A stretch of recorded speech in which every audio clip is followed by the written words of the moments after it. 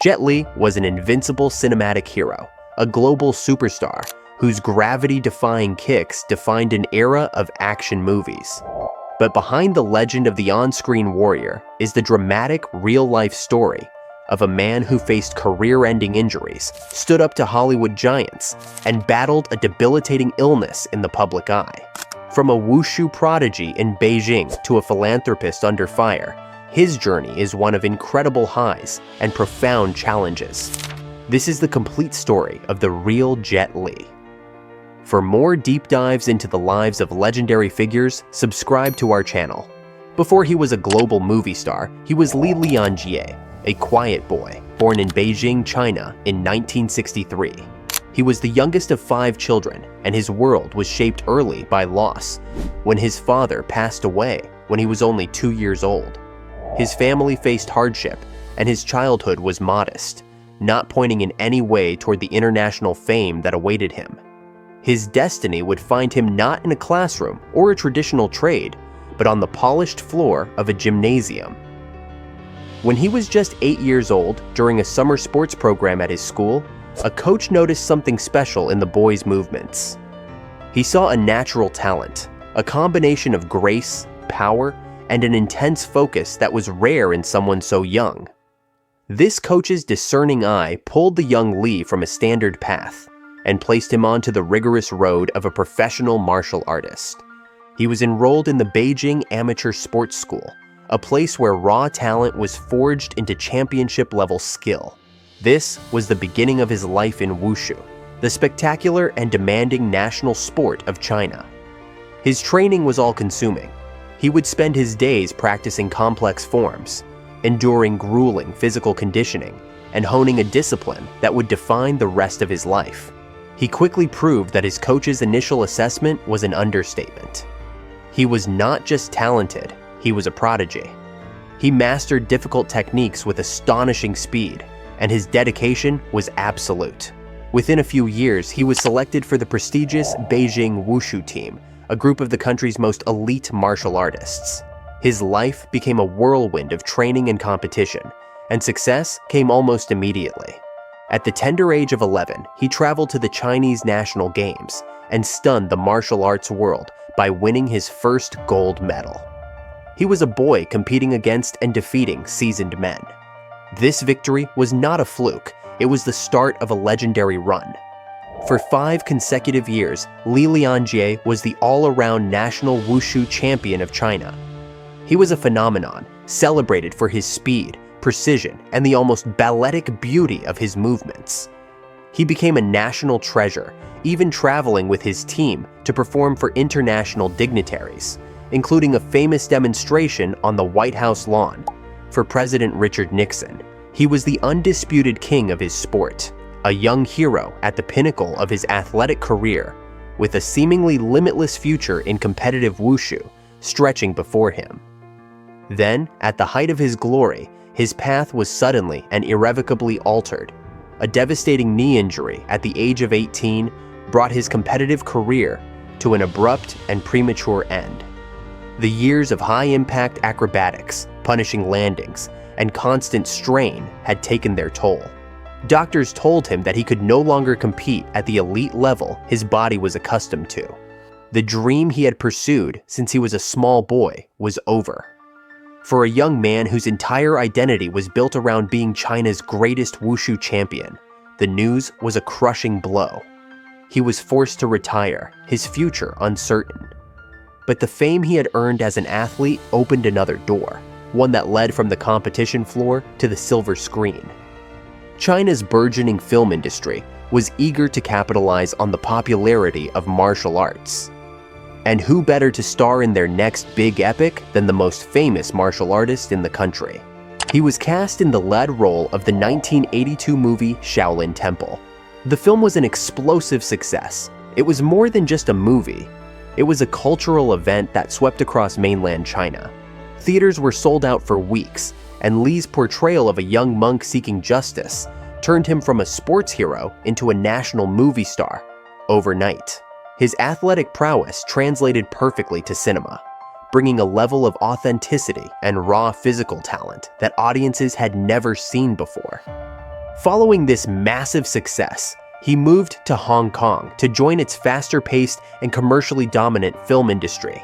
He spent the next several years starring in a variety of action films, building his resume and honing his craft as an actor. While he made several popular movies during this time, he was still searching for the one role that would elevate him to the highest echelon of stardom. That role arrived in 1991, when director Tsui Hark cast him as one of the most revered figures in Chinese culture, the legendary folk hero, physician, and kung fu master Wongf Hung. The movie, Once Upon a Time in China, redefined the martial arts genre and forever cemented Jet Li's image as an icon. Wongf Hung had been portrayed by other actors before, but Li brought something entirely new to the character. He blended the hero's famous Southern Chinese fighting style with the fluid, acrobatic, and visually spectacular techniques of his own Northern Wushu background. The result was electrifying. On screen, he was a whirlwind of motion, a picture of righteous grace and power. The film and its sequels were massive hits across Asia, showcasing epic set pieces and intricate fight choreography that set a new standard for action cinema. As Wongf Hung, Jet Li was not just an action star. He was the embodiment of a heroic ideal, a noble protector of Chinese culture against foreign encroachment. By the late 1990s, after a string of other massive successes like Fist of Legend and Fong Sai Yuk, his legacy in Asia was secure. He was a true superstar, the master of his craft, standing at the summit of Hong Kong cinema and on the verge of taking his incredible talent to the rest of the world. The summit of the Hong Kong film world was a lonely peak, and by the late 1990s, Jet Li stood firmly upon it. He had crafted a legacy as a righteous hero, a master of his physical craft, whose on-screen charisma was undeniable. Yet, across the Pacific Ocean, another higher mountain loomed: Hollywood. It was the ultimate proving ground, a global stage that had chewed up and spit out many foreign talents. For an Asian star, the challenge was even greater. It was a test of whether the qualities that made him an icon at home could resonate with a Western audience. With contemporaries like Jackie Chan making successful inroads, the pressure was on, and the question hung in the air. Could the quiet, precise Wushu master from Beijing conquer America? His answer came not with a heroic charge, but with a villainous glare. His Hollywood debut arrived in 1998, in the fourth installment of the hugely popular buddy cop series Lethal Weapon. He was cast as Hua Xing-ku, the primary antagonist. It was a brilliant strategic move. He was not burdened with complex English dialogue or the need to carry the film's emotional weight. Instead, he was presented as an almost supernatural force of nature, a silent, unstoppable threat. His character was defined purely by his breathtaking martial skill. American audiences watched as this newcomer dismantled the familiar heroes, Mel Gibson and Danny Glover, with a speed and brutal efficiency that was terrifying and mesmerizing. He moved with a grace that seemed to defy gravity, each strike precise and potent. The performance was a revelation, a perfect introduction that left viewers in awe of his physical abilities and eager to see what else he could do. He had made his mark not by asking for the spotlight, but by commanding it through sheer presence. The buzz from his debut was immediate, and Hollywood quickly capitalized on it. In 2000, he was given his first leading role in an American production, Romeo Must Die. The film was a modern, stylish blend of a classic Shakespearean plot, with the wire-fu spectacle he had perfected in Hong Kong, all set to a pulsing American hip-hop soundtrack. It was a vehicle built entirely around his unique talents. The movie showcased his ability to be a compelling hero, a man driven by loyalty and love, who also happened to be a world-class fighter. His on-screen chemistry with the late R&B singer Aaliyah gave the film its heart, while the inventive action sequences provided the thrills. The film was a box office success, proving that Jet Li could indeed carry a major American movie. and that audiences were more than ready to embrace him as a leading man. He spent the next several years cementing his place in the Hollywood landscape. He chose projects that allowed him to explore different facets of his abilities, pushing back against the simple typecasting of being just a martial artist. In Kiss of the Dragon, a gritty action thriller he co-produced and developed with French filmmaker Luc Besson, he showcased a much harder, more grounded fighting style. The combat was raw and intense, a departure from the elegant wirework he was known for. Then came Unleashed, a film that presented his greatest acting challenge to date. He played a man named Danny, who was raised from childhood by a vicious gangster to be a human attack dog. His violent tendencies controlled by a metal collar.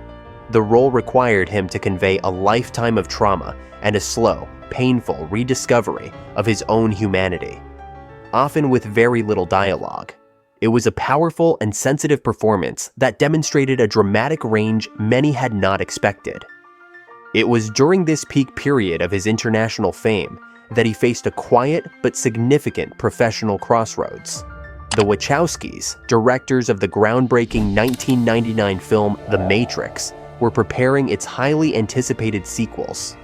They offered him a key role, that of Seraph, a powerful program who serves as a guardian to the Oracle. The role was pivotal, and accepting it would have placed him inside one of the most iconic and influential science fiction franchises of all time. It was a guaranteed path to an even higher level of global celebrity and an immense payday. To the surprise of many in the industry, he turned it down. His reasoning revealed a deep-seated principle that spoke volumes about how he viewed his art and his identity. The issue was not about money or the character itself. The conflict arose from the technology behind the movie's magic.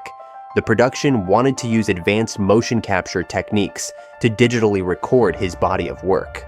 They wanted to map and own his every move, every kick, every block, every intricate form that he had spent a lifetime perfecting since he was a small boy in Beijing. This digital data would then become the property of the studio. It could be stored, replicated, and used indefinitely in future movies, video games, or any other medium the corporation saw fit. A digital Jet Li could be performing his kung fu long after he had retired, and he would have no control over it. For him, this was an unacceptable proposition. He saw his martial arts skill not as a series of movements to be captured like a special effect, but as his life's work. It was knowledge, discipline, and philosophy embodied in physical form. It was his personal and intellectual property. He felt that if he were to sign it away, he would be losing a piece of himself, allowing his art to become a mere digital asset owned by others. He later explained that he had worked his entire life to reach that level of skill, and he felt it was his responsibility to protect it. It was a quiet controversy, debated among fans and industry insiders, a clash between artistic integrity and the relentless march of technology. In an industry where fame is often pursued at any cost, his decision to walk away from such a massive opportunity was a powerful statement about his character. He continued on his own terms, and in 2008, he took a role that brought his career full circle in a fascinating way. After becoming famous for playing righteous Chinese folk heroes, he was cast as the villainous Dragon Emperor in the summer blockbuster, The Mummy: Tomb of the Dragon Emperor. He played an ancient, tyrannical ruler of China who is cursed and later resurrected, a formidable antagonist with immense supernatural powers. It was a role that relied less on his intricate fight choreography and more on a commanding, larger-than-life presence, augmented by extensive computer-generated imagery. The film placed him at the center of a huge global franchise, further solidifying his status as one of the world's most recognizable action stars. He had successfully navigated the treacherous waters of Hollywood, achieving a level of stardom few from his homeland ever had, and he had done it without compromising the core principles that defined him as a master of his art. As the whirlwind of Hollywood blockbusters began to settle, a profound shift occurred in Jet Li's life. A change driven not by a movie script, but by a real-world cataclysm. In 2004, while on vacation with his family in the Maldives, he was caught in the terrifying grip of the Indian Ocean tsunami. He found himself in the churning water, struggling to keep his young children safe. The experience of facing nature's indiscriminate power and surviving left an indelible mark on him. It sharpened his perspective, making him acutely aware of the fragility of life and the urgent need for compassion and action. This brush with death became the catalyst for a new mission, one that would come to define the later chapters of his career as much as any film role had.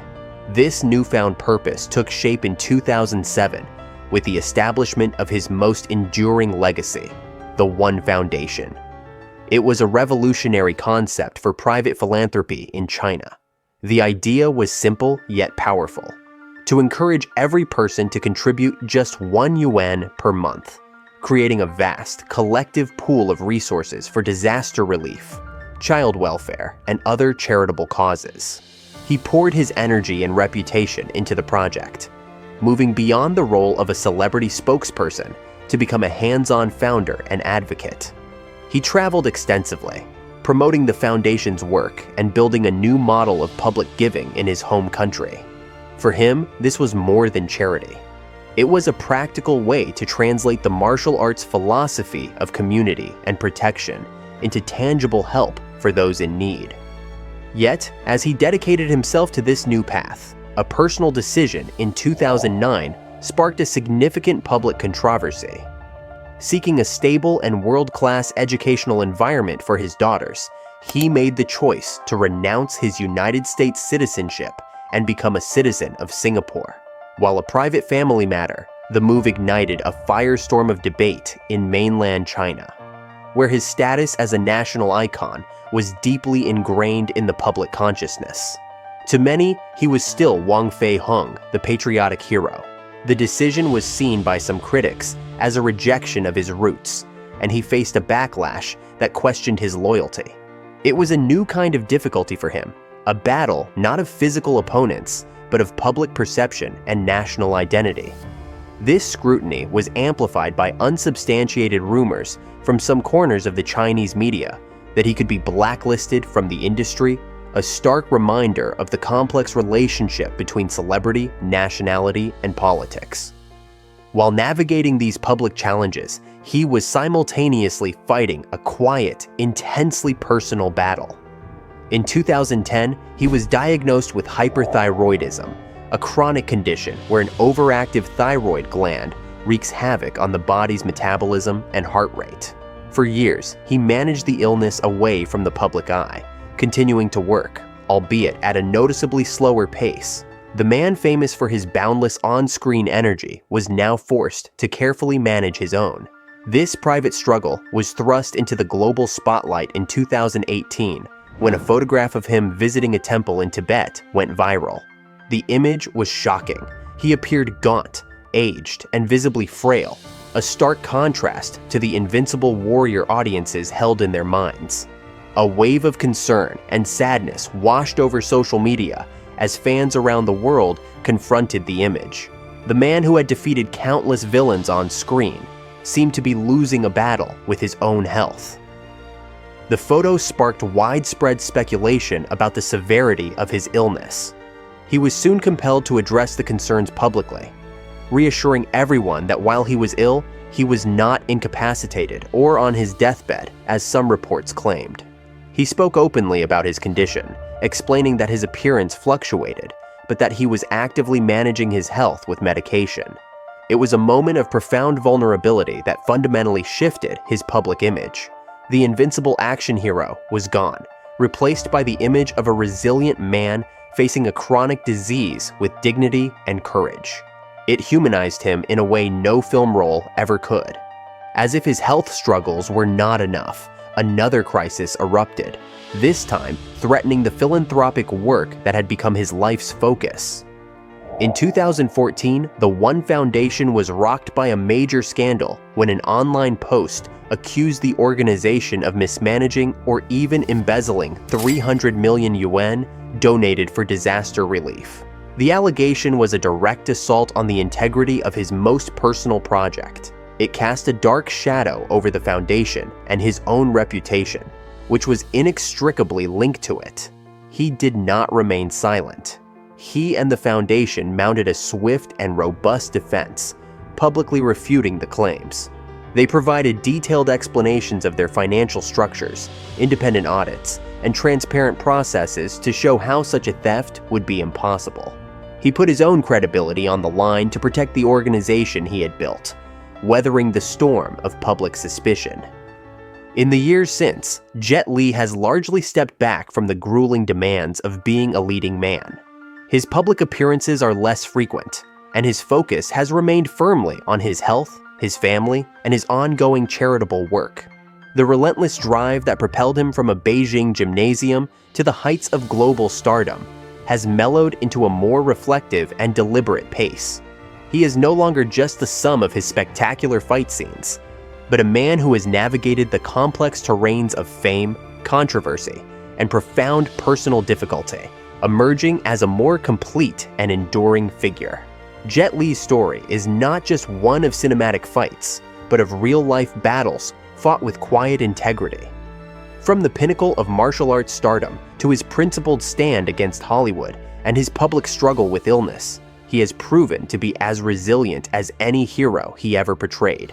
His legacy is now twofold: the unforgettable action icon who inspired millions, and the dedicated philanthropist who channeled his fame into a greater cause.